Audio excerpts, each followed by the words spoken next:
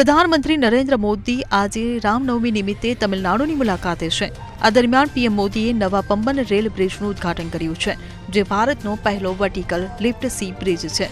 તે દરિયાકાંઠાના માળખાગત સુવિધાઓમાં જોડાણ અને નવીનતાનું આધુનિક પ્રતીક છે।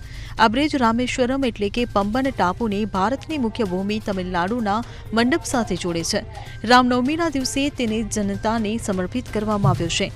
નવા પંબન રેલ બ્રિજના ઉદ્ઘાટનની સાથે પીએમ મોદીએ રામેશ્વરમ તાંબરમ નવી ટ્રેન સેવાને પણ લીલી ઝંડી આપી છે।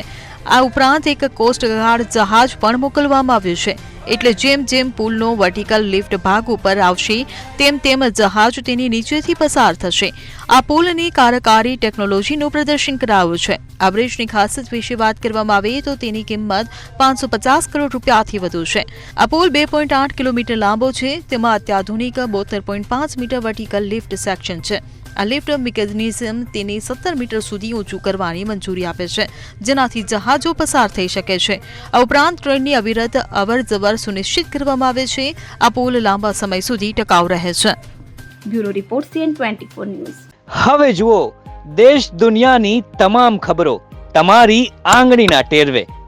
ઉઠાવો મોબાઈલ અને ગૂગલ પ્લે સ્ટોર પરથી ડાઉનલોડ કરો અમારી CN24 ન્યૂઝ મોબાઈલ એપ।